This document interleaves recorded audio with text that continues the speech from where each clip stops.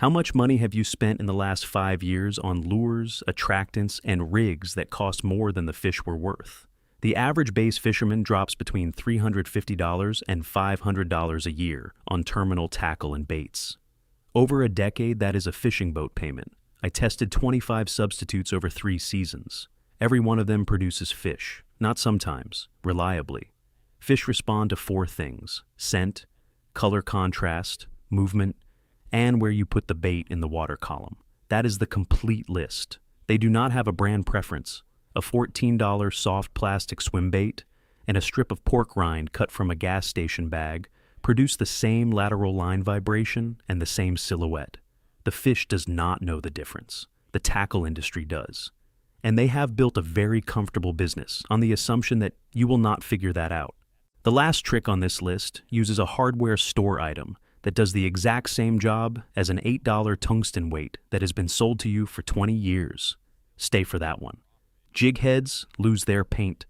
Buy a 3-pack of cheap imported jigs for $2 and you will watch the finish chip off after the 3rd fish. A bottle of nail polish costs $1.50 at any dollar store and comes in chartreuse, orange, red, white, and black.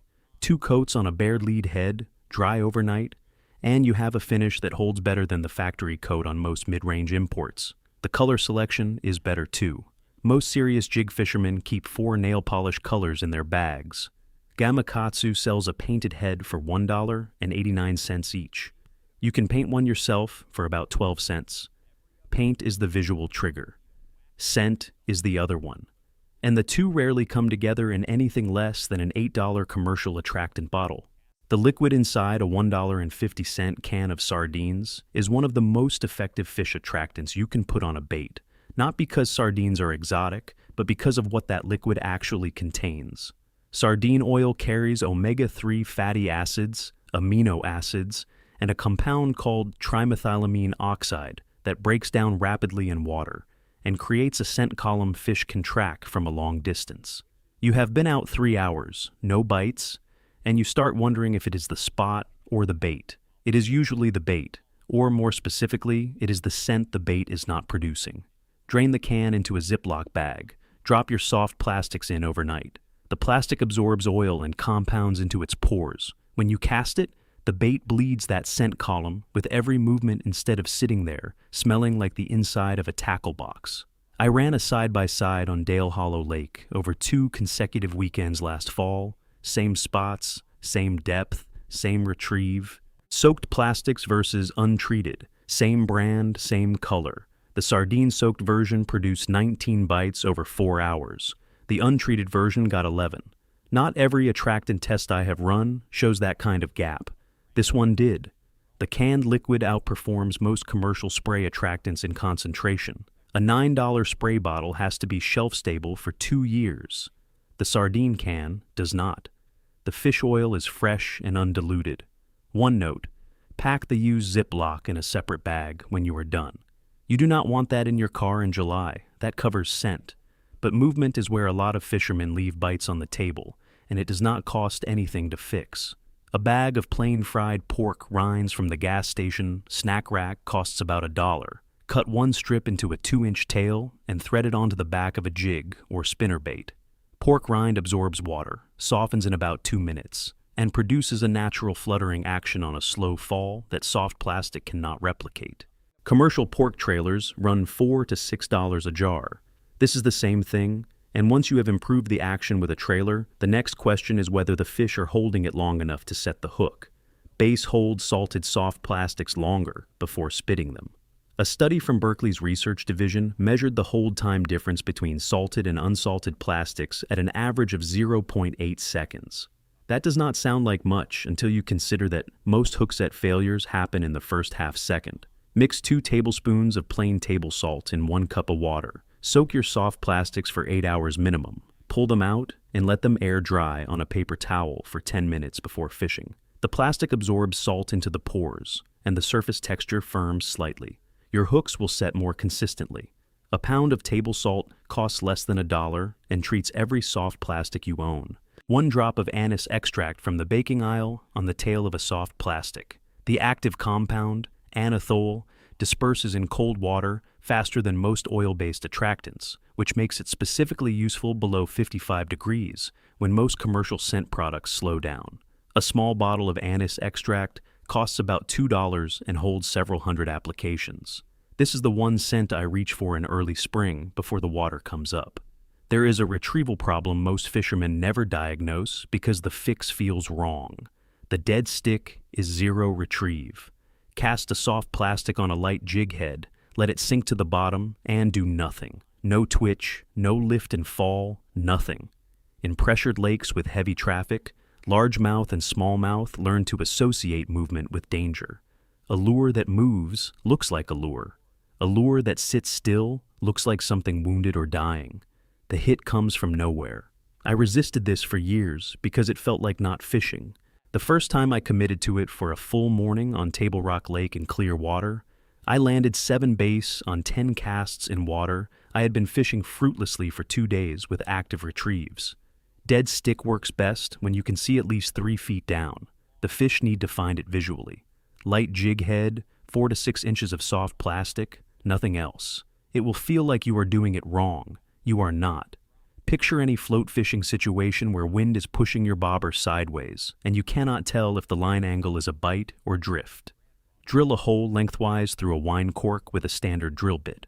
Thread your line through, peg it with a toothpick-trimmed flush on both sides.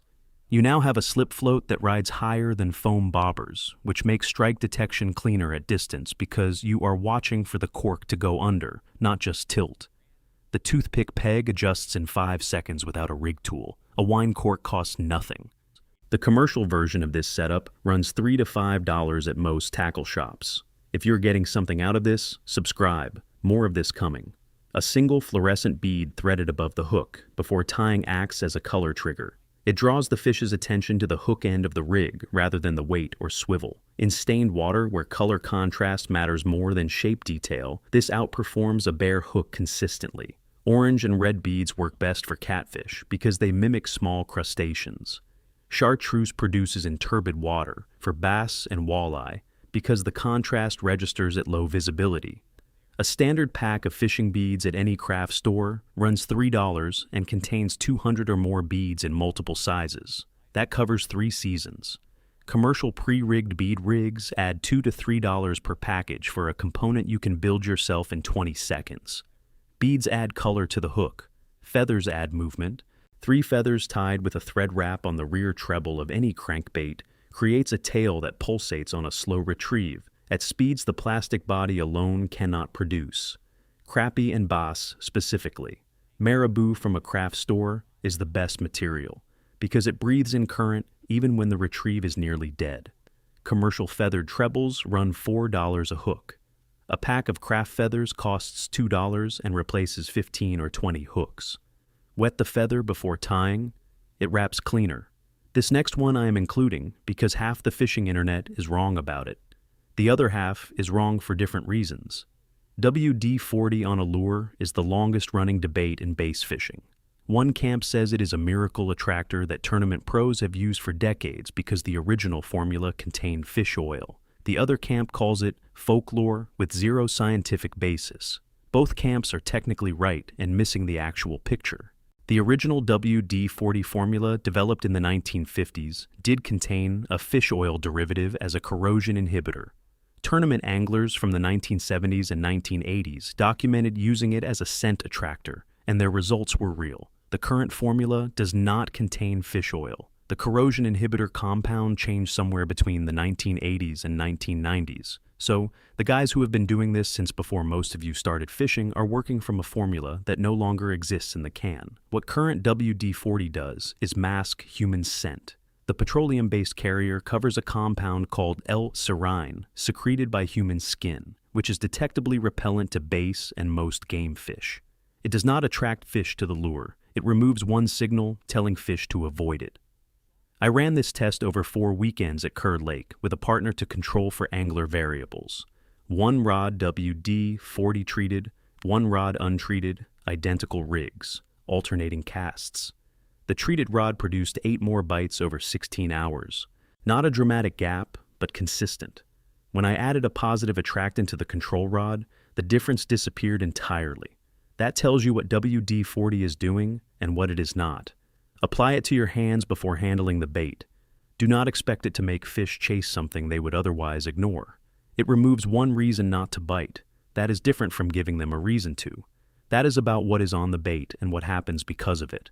Sometimes the simplest bait outlasts everything else you brought. Plain white bread, crust removed, pressed dense around the hook and dusted with table salt.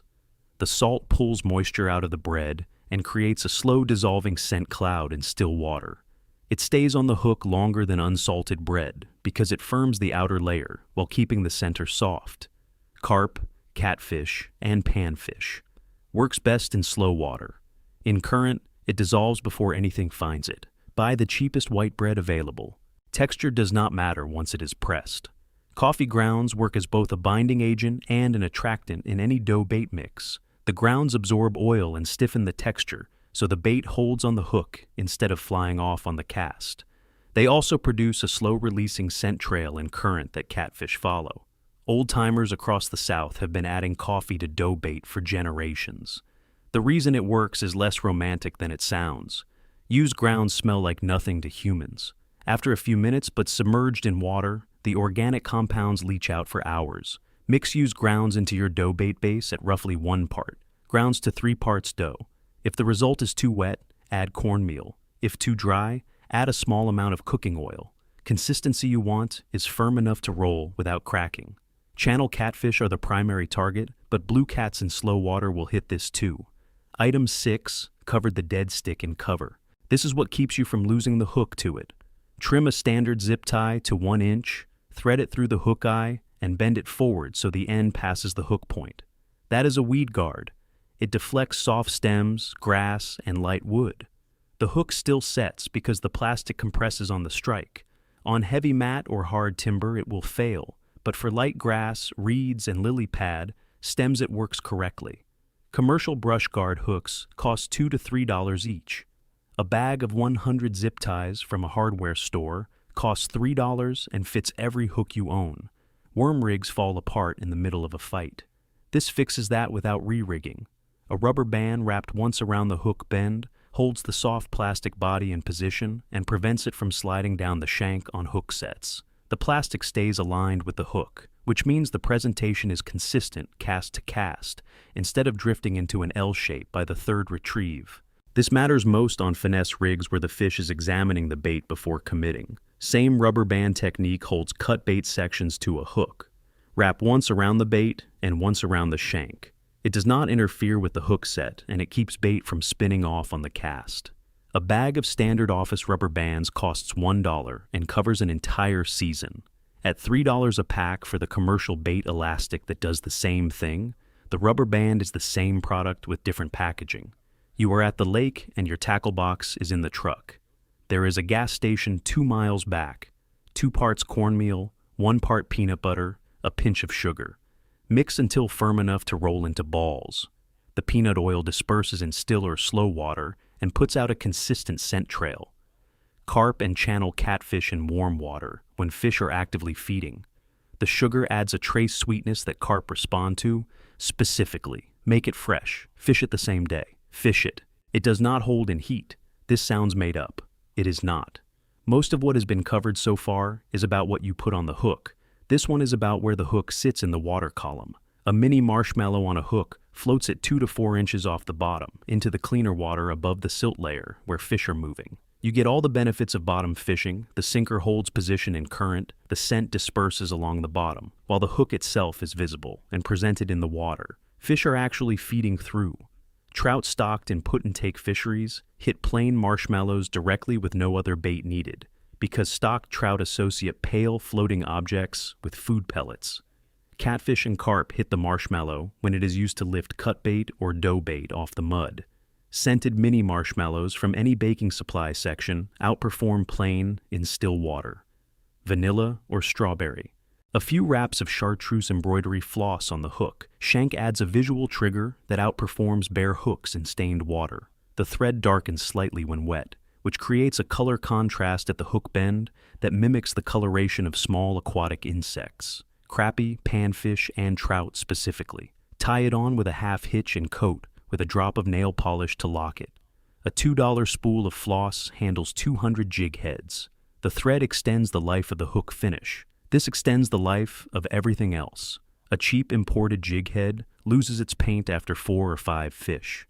A single coat of 5-minute clear epoxy applied with a toothpick before the first cast changes that. Dry the jig on a makeshift rotisserie, a pencil pushed through the hook eye, and balanced across 2 lumps of modeling clay. The epoxy coat is harder than any factory paint finish and adds almost no weight to the head. A tube of 5-minute epoxy from any hardware store runs $3 and treats 60 to 80 jig heads. That is about 4 cents per head on a hook you paid 50 cents for, with a finish that holds through an entire season.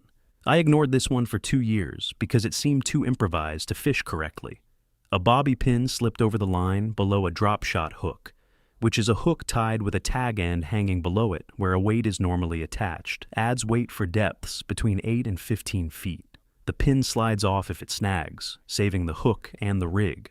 Not a replacement for tungsten in deep water, where sensitivity and weight precision matter. In shallow to mid-depth presentations, where the goal is keeping the bait off the bottom, the bobby pin is fully functional. A box of 100 bobby pins costs $2 at any drugstore. The high E string from a $5 pack of acoustic guitar strings works as a functional wire leader for pike, muskie, and large catfish in heavy cover. The string runs roughly 0.010 to 0.011 inches in diameter, which falls in the range of commercial single-strand wire leader material. Form a haywire twist at each end. Run 6 inches of string through the lure split ring. Wrap the tag end around the main string 6 times, then wrap back over those coils 3 times, and snap the tag end off cleanly. That connection holds. I used this on Lake Erie in heavy walleye structure, where the bottom was chewing through commercial leaders. The guitar string held through 30 fish in 2 days before I replaced it as a precaution, not because it failed. One thing, guitar string is steel, not stainless. Rinse it after saltwater use. That is hardware for big fish in heavy water. This one is the opposite end. A soda can pull tab threaded onto the line above a hook, spins in current, and produces flash without blade resistance. Panfish in crappie and moving water, or where current breaks create feeding lanes. You are producing the same trigger as a small Colorado blade at 0 cost. The tab is narrow enough not to impede the retrieve and visible at distance in stained water. One afternoon on Reelfoot Lake, with this rig convinced me to keep a few tabs in my small tackle box permanently. Most of the tricks above are daytime applications. This one changes what is possible after dark. A $6 UV flashlight makes fluorescent monofilament glow visibly at night without illuminating the water surface and spooking fish. Strike detection without a lantern and without the light cone that draws insects and kills your dark adaptation. You watch the line. The technique works best with fluorescent yellow or chartreuse monofilament in the 10 to 14 pound range, thick enough to glow at 20 to 30 feet. Thin lines in the 4 to 6 pound range absorb less UV and glow dimly. Brands that respond consistently to UV: Trilene, XL in fluorescent yellow, and Cajun Redline in 12-pound test. Catfish and Bose, night fishing primarily. The bite at night is slower and more deliberate, and line watching is a more reliable signal than feel for detecting the subtle pickup a channel catfish makes in current. Wrap one rubber band around the skirt of a spinnerbait or chatterbait to change the flare pattern. Pulled tight toward the head, it reduces bulk for clear water presentations, where a narrow profile produces better. Placed toward the collar with slack, it creates a pinch point that makes the skirt breathe in 2 sections instead of 1. Different action immediately, on the water, without buying a replacement skirt. About 12 seconds to apply. Fly presentations in still water fail when the fly sits flat on the surface without movement. This solves that. A thin coat of corn syrup on a dry fly or small panfish jig makes the surface tacky. That tackiness traps micro debris and air bubbles from the water surface, creating a visible disturbance profile around the fly that mimics leg movement of a surface insect, even when there is no breeze. The corn syrup wears off after 4 or 5 casts, and reapplication takes 10 seconds. Works best in still or very slow water, where natural surface tension is undisturbed, and small disturbances raid clearly. Panfish and trout in flat water. Caro light corn syrup from any grocery store. A bottle costs $2 and lasts several seasons. Clear only. I saved this one for last because I want to be direct about what it means. A drywall nail inserted tip first into the nose of a soft plastic does the exact same thing a tungsten nail weight does. It adds weight to the nose, makes the bait fall head down, and gives a Texas-rigged plastic the ability to punch through surface-matted vegetation like hydrilla and water hyacinth to reach the fish holding below it. A Texas rig, for anyone who has not rigged one, is a soft plastic threaded onto a hook with the point buried in the body, so it comes through weeds without snagging. A box of 1.5-inch drywall nails from any hardware store costs $3 for 200 nails. That is 200 punch weight rigs at 1.5 cents each. A pack of 5 tungsten nail weights from a major tackle manufacturer runs $7 to $9, which is roughly $1.50 each. The physics are identical. Tungsten is denser than steel, which means a tungsten nail achieves the same fall rate in a smaller physical size. If you need a truly compact profile, tungsten is worth the premium. In most real-world punch rig applications in heavy cover, the size difference is about the width of your fingernail. The fish does not measure it. I have been using drywall nails for punch rigs since a tournament angler I fished with in Arkansas pointed it out 8 years ago. He had won 2 regional events that spring fishing mats. His tungsten supply ran out day 1. He stopped at a hardware store. He finished the second event with 2 pounds more than second place. What that tells you is the same thing every trick on this list tells you. The tackle industry does not sell you fishing results. It sells you fishing confidence. The feeling that you have the best possible tool. That confidence has value.